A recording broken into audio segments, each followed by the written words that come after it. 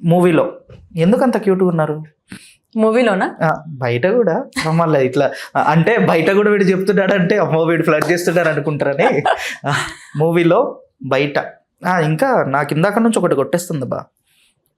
అడగనా? అడగండి. By if any chance పోయిన జన్మలో కానీ ఈ జన్మలో కానీ ఈ జన్మలో కాదు లాస్ట్ జన్మలో కానీ మన బర్డా? ఓ మీ యా మైట్ బి. ఎందుకంటే ఆ గుండె మీ చుట్టూ గూడు కట్టేస్తుంది.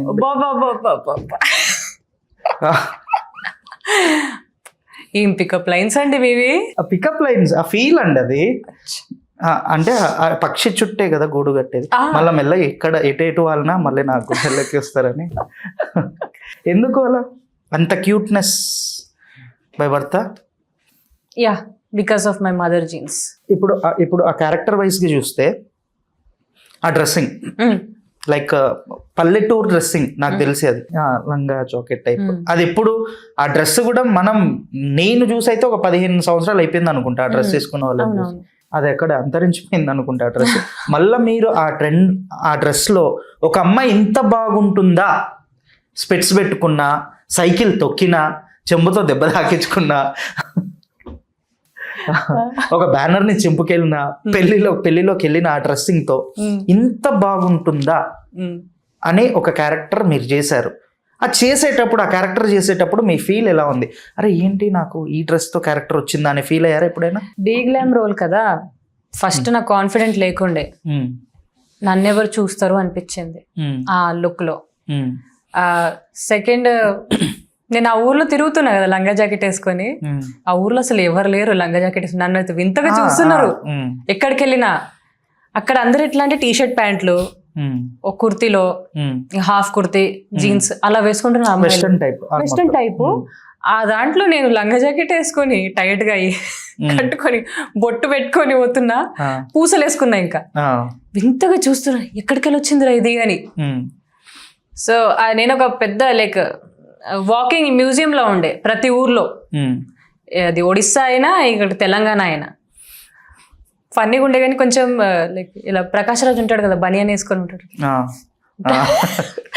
అది ఫీలింగ్ వచ్చింది నాకు అసలు వాళ్ళు చూస్తే. మళ్ళా అనిపించింది పర్లేదులే మనం డీ గ్లామ్ రోల్ చేస్తున్నాం కదా, ఎవరు చూడకపోయినా అట్లీస్ట్ 4 అబ్బాయిలు ఒక అమ్మాయి ఉంది కదా, ఎంతో కొంత చూస్తారేమో అనుకున్నా. మరీ ఇంత చూస్తారని అనుకోలేదు.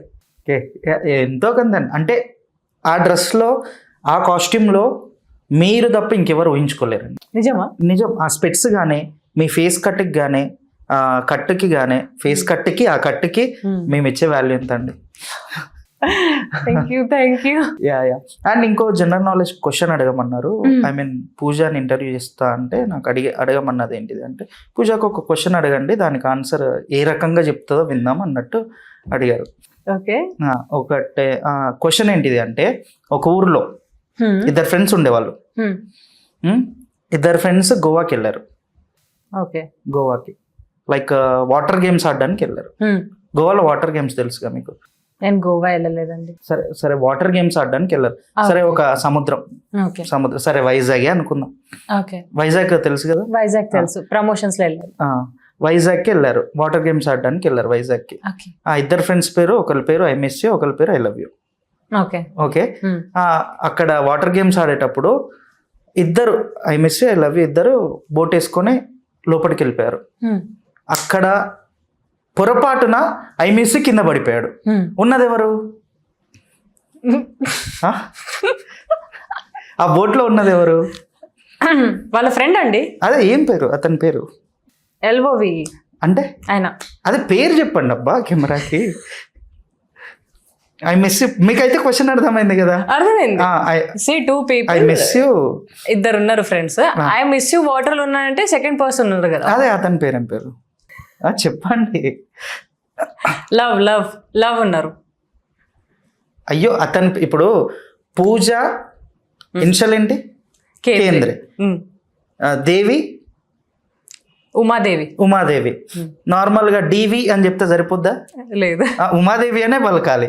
పూజ అని చెప్తే పిఓఓ అని చెప్తే సరిపోతుందా? ఓకే. ఎవరున్నారు అయితే మీరు పక్కా చెప్పాలంటున్నారు. బోట్ లో ఉన్నది ఐ లవ్ యూ. రాసుకోండి. బోట్ లో ఉన్నది ఒకటి కట్ చేసి ఐ లవ్ యూ చెప్పింది యాంకర్ కి లైవ్ లో ఐ లవ్ యూ చెప్పిన పూజ.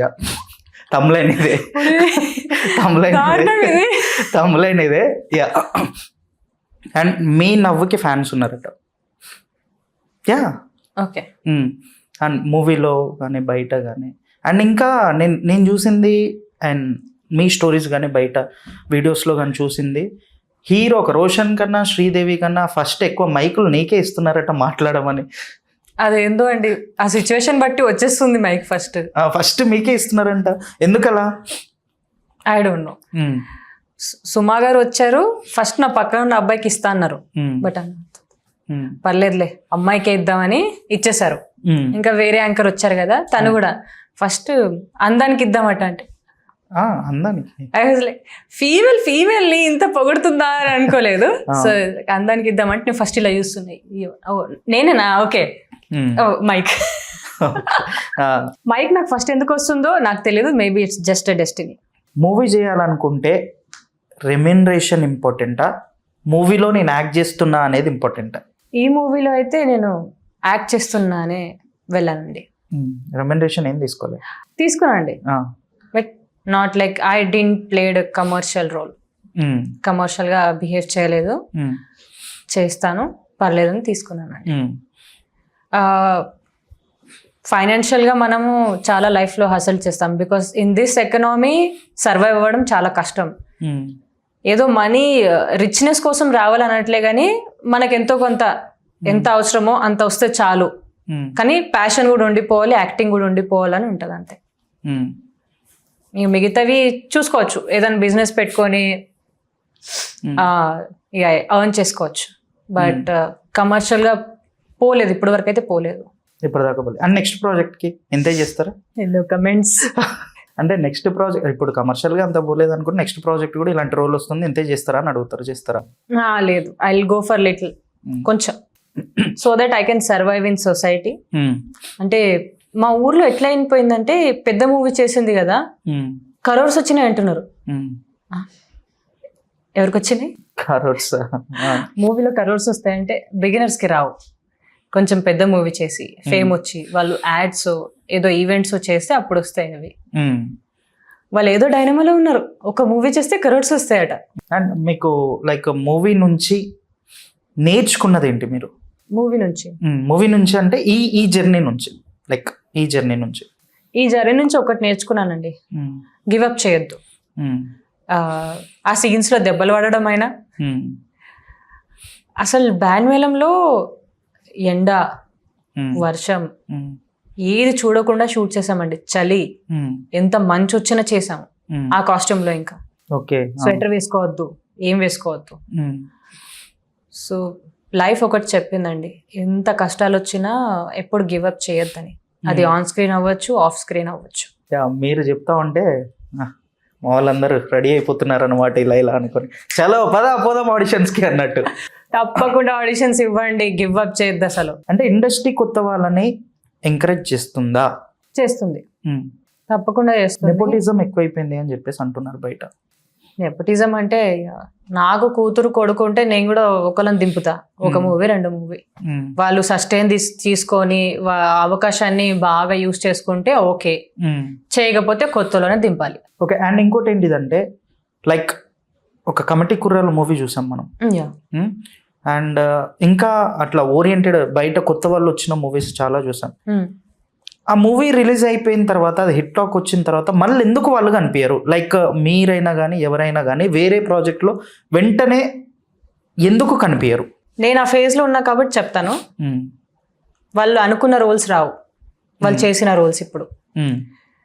సెకండ్, వచ్చే రోల్స్ ఎలా ఉంటాయంటే అది సాటిస్ఫై అవ్వరు, మళ్ళీ ఇదే చేయాలా, మళ్ళీ ఫ్రెండ్ రోలే చేయాలా, మళ్ళీ ఇది నేను ఎగ్జాంపుల్ చెప్తున్నా డీ గ్లామ్ రోలే చేయాలా అని అన్నట్టుంది.